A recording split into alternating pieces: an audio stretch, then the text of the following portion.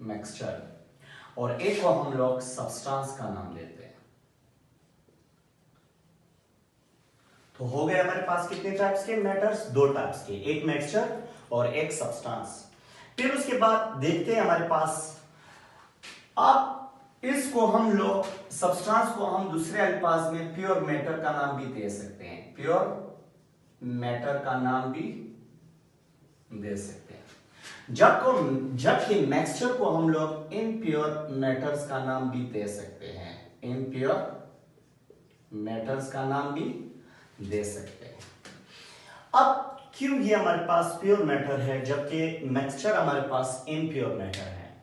इसका रीजन यही है कि प्योर मैटर ये इस वजह से है क्योंकि ये सब्सटेंस जो होते हैं हैव बेसिक यूनिट,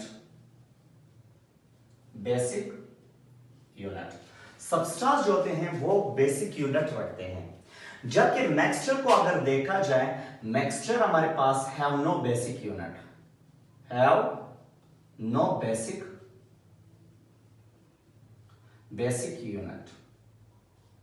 मिक्सचर हमारे पास इनका बेसिक यूनिट नहीं होता, जबकि सब्सटेंस को अगर देखा जाए, सब्सटेंस हैव बेसिक यूनिट। अब देखते हैं किस तरह इनके बेसिक यूनिट मौजूद होते हैं और इनके बेसिक यूनिट हमारे पास मौजूद नहीं होता।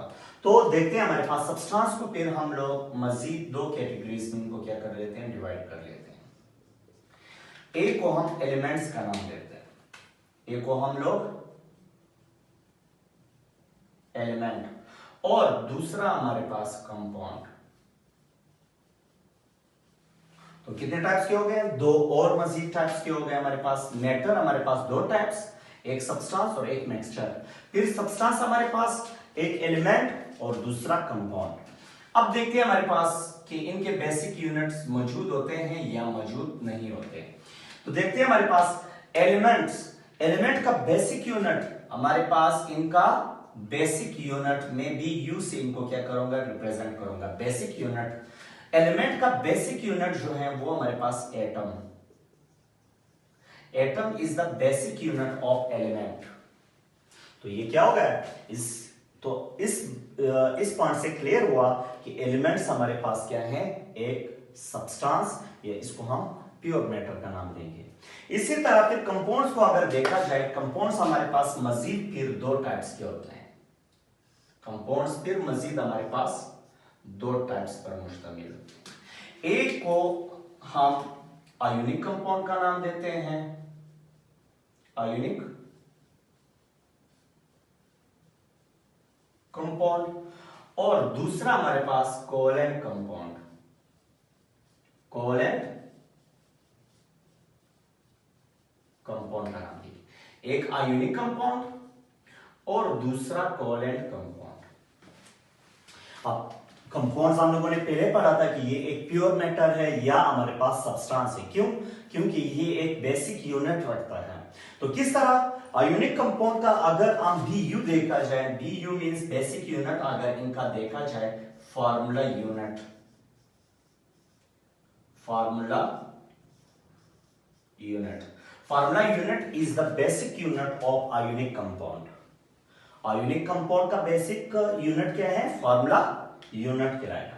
इसी तरह अगर कोवैलेंट कंपाउंड को देखा जाए, कोवैलेंट कंपाउंड का बेसिक यूनिट BU का नाम, जो हम लोग BU का नाम देते हैं, तो इनका बेसिक यूनिट क्या होगा? मॉलिक्यूल होगा।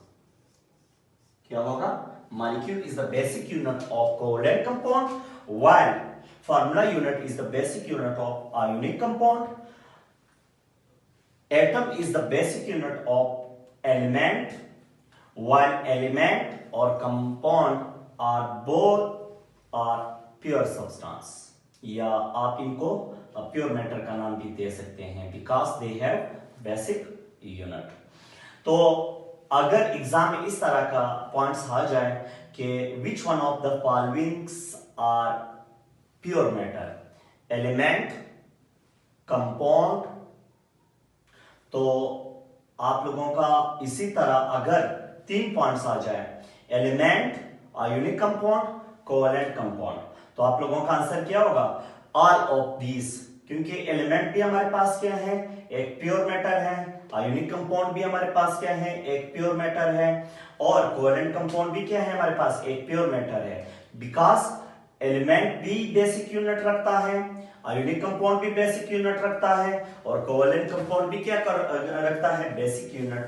तो ये तीन सब्सटेंस हैव बेसिक यूनिट्स। इसी तरह अगर मिक्सचर की बात करें, मिक्सचर हम लोगों ने पहले पढ़ा था, they have no basic unit, therefore there are impure, therefore there is impure matter। अब मैटर्स हमारे पास मजीद दो कैटेगरीज में हम इनको क्या करेंगे, तकसीम करेंगे, इनको हम डिवाइड करेंगे दो कैटेगरीज में। एक को हम होमोजेनस मिक्सचर कहते हैं, एक को हम होमोजेनस मिक्सचर, होमोजेनस मिक्सचर का नाम देते हैं। इसी तरह एक हमारे पास हेट्रोजीनस मिक्सचर, हेट्रोजीनस मिक्सचर, एक हमारे पास होमोजीनस मिक्सचर और एक हमारे पास हेट्रोजीनस मिक्सचर्स। ये पॉइंट्स आप लोगों को याद होना चाहिए, होमोजीनस और हेट्रोजीनस। अब बात करते हैं होमो। होमो का मतलब क्या है? होमो का मतलब है सेम, क्लियर। इसी तरह हेट्रो का मतलब, हेट्रो का मतलब डिफर, डिफर मीन्स मुख्तलिफ। तो इनमें दोनों में जो कॉमन चीज है वो हमारे पास क्या है, जीनस। कॉमन चीज क्या है, जीनस। जो वर्ड है वो जीनस का लफ्ज कॉमन है। जीनस का मतलब है फेस,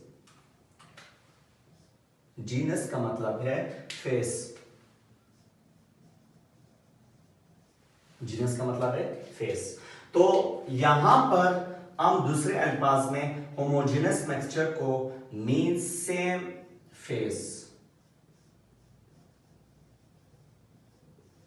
जी, हेट्रोजेनस मिक्सचर इसमें डिफर फेज होते हैं, डिफर फेज का नाम हम इनको क्या कहेंगे, देखें। अब होमोजेनस मिक्सचर्स ये एक इस तरह का मिक्सचर है। अब अगर आप सॉल्यूट ले लें या सॉल्वेंट ले लें, सॉल्वेंट अगर लिया जाए तो